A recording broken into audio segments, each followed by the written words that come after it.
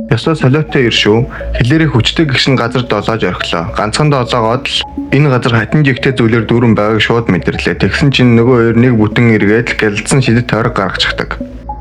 Өнөөх тойрог дотроос нэгэн айхтар шидэт амтны дүрс гинт тодрон гарч ирэв. Гайхалтай ан хинт сахирагддаггүй тэнгисийн амтан залуугийн өмнө дуулууртай байлаа.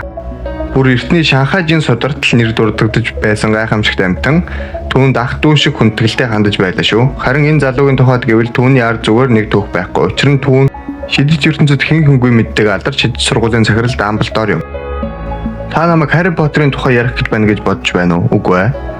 Энэ бол Харри Поттер үзэхээс өмнө заавал үзэх ёстой кино. Харин манай хөлгийн эзэн хүртэл хамгийн бузар муу хүн болж хувирсан. Киноны нэр нь үзэгчдэд ихэнх нь төрөг үүсгэсэн билээ. Гайхамшигт амт Гриндэлвальдын гэмтэргүүд.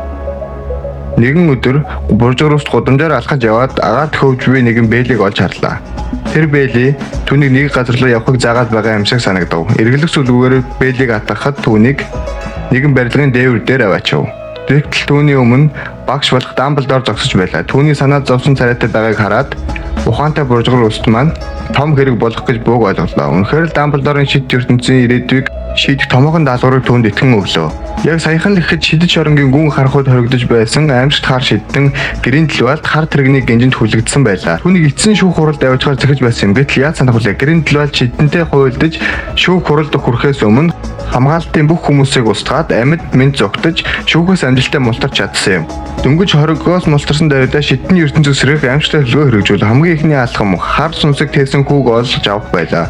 Тэр хүү алга болоогүй байсан. Түүний шид холбооны хүмүүс устгаж чадаагүй бөгөөд энэ нь түүнд хүчрэх болох боломжийг олгожээ. Нөгөө талд буржур ус гэртээ ирэхэд өрөөнөөс нь хачин жигтэй дуу сонсогдлоо. Тэрээр хаалгаа нэхэд шаргал ус бүсгүй нэгэн залуутай хөвгөлтэй аргагүй тоглоом тоглож байв. Залуу сэтгэл хөөрч баяссан хөгшин ирийг хараад ямар нэгэн зүйл буруу байгаа гэж бодоод ихэд анхааралтайгаар ажиглан шаргал уст хайрын шидээр урагцсан байв.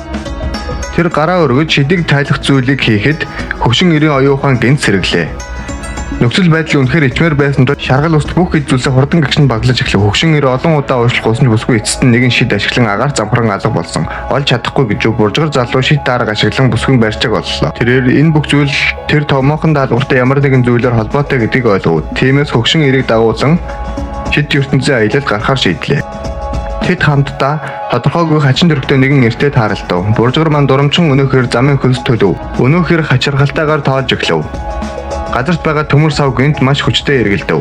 Дараа нь буржгар ус төгшин ирийг хөтлөөд нэг хөлөө төмөр савнд оруулахад тэр хоёр хормын зур алга болов. Тэр үед нэгэн нууцлаг эмэгтэй хүмүүсийн анхаарлыг сарниулан нэгэн хөшөөгөөр дамжин шинэ ертөнц рүү орж чадсан байна. Тэрээр нүдэрээ нэгэн шид ертөнцийг харлаа. Үлгэрийн мэт энэ сайхан ертөнцөд ч бас хар сүүдрүүд оршдог. Юу ч болоогүй мэт байх царайтай эмэгтэй нэгэн том торон дотор хоригдсон байлаа. Гинт амтэн сурагчийн амьсгалтай чанга дуунаар маш хачирхалтай зүйл болж эхэллээ.